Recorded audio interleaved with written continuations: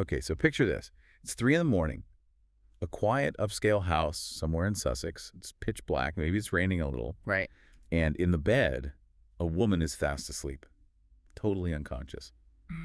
But in the digital world, she is wide awake. And I mean wide awake. Exactly. She's flirting, she's sending, risque voice notes, sharing photos, and she's doing this with thousands of men at the same time. Catering to every single one of them, making them feel seen and heard and well appreciated. And just so we're clear, this isn't some fever dream. This is happening right now. The woman in the bed is the British glamour model Katie Price. But the entity doing all the work, that's Jordan. Not the human Jordan from the 90s. And thankfully not you. Thankfully not me. No, this is an AI, a digital twin, a level 2 avatar that never sleeps, never ages, and never, ever logs off. It sounds like the perfect passive income stream, doesn't it? You go to sleep, the robot works, and the money just rolls in. It is the dream. It is. But here's the twist, and it's why we're talking about this today. While that AI is out there raking in cash, and we're talking potentially £80,000 a month, Wow. the human Katie Price might not see a huge chunk of it. That's right, because while the robot is making a fortune, the human is caught in this massive bankruptcy case. The courts are literally seizing digital wallets before the money can even get to her. She has the face of a 90s icon, the voice of a reality star, and a soul made of code. But the legal mess around her is, well, it's changing everything we thought we knew about fame, money, and maybe even what it means to be human. Welcome to StarScope Report. It's great to have you with us. I'm Jordan, here to get into the facts and the analysis. And I'm Jamie, here for the drama, the emotion, and just trying to figure out how bizarre the future has gotten. Today is Monday, January 19, 2026, and we're doing a deep dive into a story that's right at the intersection of celebrity gossip, high-stakes finance, and some seriously cutting-edge tech. Our headline today: my AI twin bankrupted me. It's legal! And honestly, the "it's legal" part is what scares me the most. We have a huge pile of sources to get through. We've got the latest on the bankruptcy from Sky News and The Guardian, some legal breakdowns on AI copyright. And all the details on the tech behind this Jordan avatar from IB Times. So our mission today is to figure this out.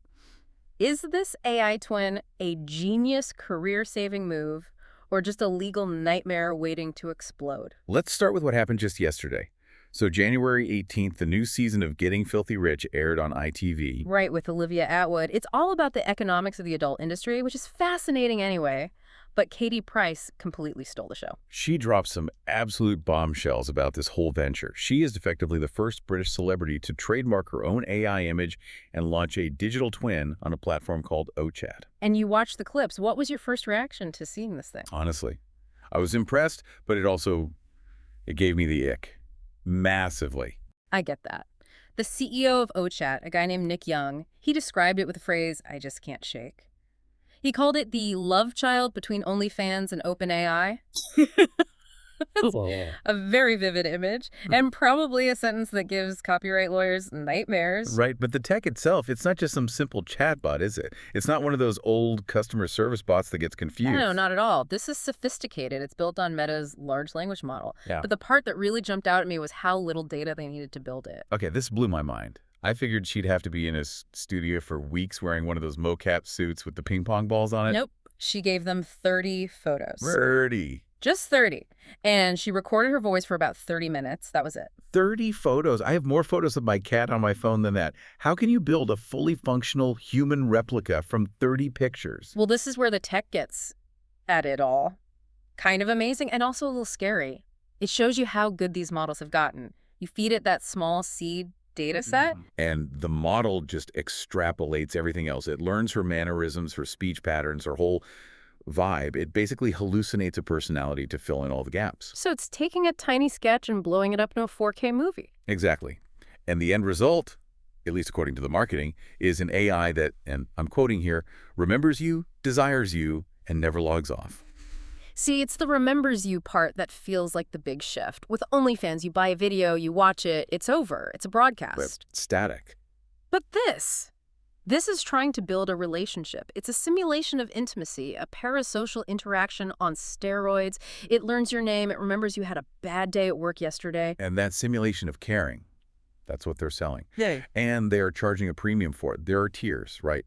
from about $5 a month for just text, All the way up to $30 a month for the full VIP experience. which gets you voice notes, generated images, the works. And let's talk about the money, because the numbers are just staggering. On that show, Price said she makes between 50 and 80,000 pounds a month on OnlyFans. Which is already a huge amount of money. Huge. And she expects this AI to match that. So you're talking about doubling her income to over 150 grand a month, but the key is the labor cost. To make 80 grand on OnlyFans, she has to actually work, do photo shoots, edit, message people. To make 80 grand with the AI, she does nothing. She literally sleeps. It's pure profit. But despite that whole love child of OnlyFans thing, there are some pretty big restrictions here, aren't there? She calls this AI literally me, but it's what they call a level 2. Can you break that down? Yeah, this is a really important detail. So level 2 means the AI can get spicy, it can generate topless photos, it can have sexualized chats. But there's a hard line. No full nudity and no simulated sex acts. Which seems weird for a platform that's trying to compete with OnlyFans, where full nudity is basically the price of admission. It does, but her reasoning is actually very grounded. She talked about her 5 kids. She said, quote, "In my head, someone could screenshot that and put it out." She knows that once an image is out there, she's lost all control. That's a very human concern to have about your synthetic business. Wow. She's trying to draw a line in a medium that is built to erase all lines. Precisely. But even with those rules, the promise of infinite personalized content is a goldmine. But that goldmine runs straight into a massive brick wall. And that brick wall is the bankruptcy. This is where the story goes from being a Black Mirror episode to a legal drama. Because making 80 grand a month sounds incredible, but from the court docs we've seen, Katie might not see almost half of that. The irony is just, Yeah. It's so thick. You have a robot working around the clock to generate money. And a court system working around the clock to take it all away. But wait, before we get into the bankruptcy details, I have to ask, if she's making that much money, how on earth is she bankrupt in the first place? That is the million-pound question. Or, well, the 761,000-pound question, to be exact. Ouch. Katie Price was declared bankrupt for a second time back in March 2024. And the big headline number was a 761,000-pound unpaid tax bill. Just taxes. Just unpaid taxes, income tax, VAT, everything. And because she has a history with this, the High Court basically ran out of patience. So they didn't just send a strongly worded letter this time. No, they issued an income payments order. Usually trustees go after your assets, your house, your car.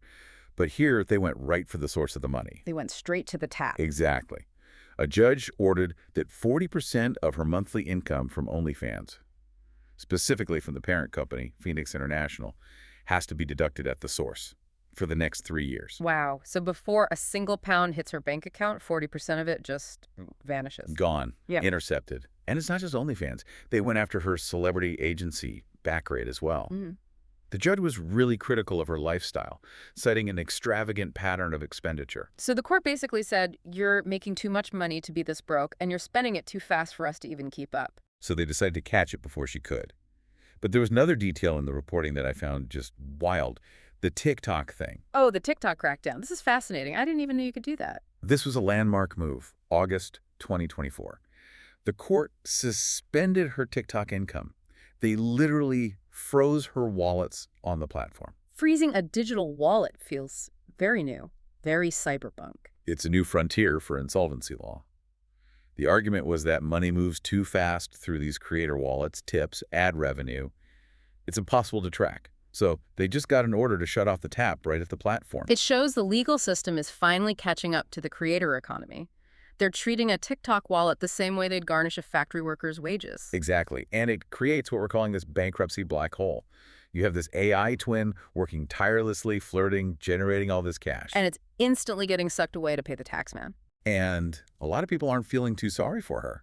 We saw Ryan Sugden, another model, come out and say it's crass to be on TV bragging about making $80K a month when you owe almost £1 million to the public. It feeds that grift narrative, but stick around because there is an even bigger question here. So the courts are taking the money, but who actually owns the robot? But this is where it gets really good. Or really terrifying. Stay with us, because when we come back, we're looking at the dark side of digital twins.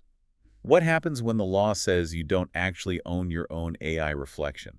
And wait until you hear the dirty little secret of how these AIs are trained. If you are loving these Hollywood deep dives, make sure you're subscribed. We have so many more crazy stories coming up. Seriously, hit that button. You really don't want to miss this next part. Okay, we're back. So we've established the money is being seized. But let's talk about the asset itself. The Jordan AI. Katie Price says it's literally me. She trademarked it. But does she own the copyright to the photos that AI generates? Well, common sense would say, of course she does. It's her face, her name, her business. And the law says, probably not. Okay, see, that breaks my brain. How can she not own a picture of herself that she paid to have made? It all comes down to a few key legal cases that are shaking up the entire industry. The big one you need to know is Thaler v. Perlmutter. Sounds like a law firm. It's a very dry legal ruling, but the consequences are huge. It set the standard in the U.S., and it's influencing policy everywhere. The courts have been crystal clear. Copyright only protects works made by humans. Okay. If a work is made only by a machine, it gets zero copyright protection. So since the Jordan AI uses an algorithm to generate those photos, there's no human author. Wait, hold on. Let me get this straight. If I'm a subscriber, I pay my $30, and the AI makes a unique photo for me. Katie Price doesn't own that photo. Technically, no. And neither does OChat. Because a human didn't press a shutter on a camera or use a paintbrush, a machine made it. Which means that image is effectively in the public domain the second it's created. That is wild. So if I take that photo and I put it on a t-shirt and I sell it online. She might have a trademark claim or a right of publicity claim since it looks like her, but she couldn't sue you for copyright infringement on that specific picture. She doesn't own the creative work itself because in the eyes of the law, there was no creative work. It was just math. It creates this completely bizarre loop where the exclusive content they're selling isn't legally exclusive at all. It's like selling air. And it gets even messier when you look at how the sausage gets made. We said they use Meta's model. How do you think those models learn how to make faces and voices in the first place? They just scrape the internet. They scrape everything. Which brings us to another case, Bart's v. Anthropic. In June of 2025, a judge ruled that an AI company ingesting millions of books to train its model was spectacularly transformative and therefore fair use. Spectacularly transformative. That sounds like a movie review, not a legal decision. It basically gave tech companies a green light. It suggests that taking copyrighted material, your photos, my articles, Katie Price's old modeling shoots, and throwing them in a blender to make an AI is totally legal. This reminds me of that IBM dirty little secret we found in the research. That story genuinely creeped me out. It's chilling. It came out years ago that IBM had scraped millions of photos from Flickr. You know, people's family vacations, birthday parties, photos licensed under Creative Commons. And used them to train facial recognition software. Without asking a single person. And photographers were horrified. They thought they were sharing art, not training a surveillance system. Experts have a name for this. Data laundering. Data laundering. That is such a powerful phrase. But it's accurate. You take personal protected data, you run it through an algorithm, and you wash it clean so you can sell it back to people. And that is what's happening here. Price gave her 30 photos willingly. But the underlying tech, the brain, was likely trained on millions of images from people who never consented. So she's the face, but the intelligence is this weird mashup of millions of stolen personalities. In a way, yeah. And once you turn yourself into data, you lose control. That CEO, Nick Young, he actually said something in an interview that just gave me a chill. He said, we could use this in a really scary way, but we're using it in a really good, exciting way. That is not reassuring at all. That's like a supervillain saying, I've built a death ray, but don't worry, I'm only using it to toast bread for now. Right. It's just, trust us. And think about that level 2 rule again. Price says no full nudity, but if the AI is running on its own and it's learning from users, can they guarantee it won't just hallucinate? Can they promise it won't say something she completely disagrees with? Or what happens if OChat gets sold or they go bankrupt? Who owns the Jordan data then? Does the AI just get sold off to the highest bidder? That is the absolute nightmare scenario. You license your face to a startup. That startup gets bought by a company with different ethics, and suddenly your twin is out there doing things you find morally disgusting. And you might not have the legal power to stop it. It's terrifying. We're looking at a future where a celebrity, or anyone really, could be stuck in a legal battle against their own face. And bringing it back to the human side, what about the users? We saw a great point from an Oxford professor, Sandra Wachter. She asked if it's socially beneficial to monetize human-computer interaction that's her words, masquerading as intimacy. Masquerading as intimacy. That hits hard because the guys paying that $30, they're not paying for a photo. They're paying to feel like Katie Price cares about them. Correct. It's the plot of the movie Her, but turned into a subscription service. It's monetizing loneliness. And when you combine that with these always-on avatars, remember, it never logs off, you're creating a perfect storm for addiction. And Katie Price's take on all of this, she just says, in a year or 2 years, everyone will probably have one. And she might not be wrong. The tech is getting cheaper, it's getting faster. Today it's a celebrity, tomorrow it's an influencer. Next year, maybe it's a requirement for your LinkedIn profile. Upload your AI twins so we can interview you while you sleep. Oh, God, don't give them any ideas. It can barely handle real interviews. But it really does feel like we are standing on the edge of something huge here. We are. So you have a celebrity making 80 grand a month from a digital ghost. You have the courts taking 40% of that to pay for the human's mistakes. And you have a legal system that's basically shrugging and saying, we don't know who owns any of this, but the tech companies can pretty much do what they want. It's a mess. A fascinating, expensive, and slightly terrifying mess. And if you zoom out, this whole story, it kind of kills the idea of the washed-up celebrity, doesn't it?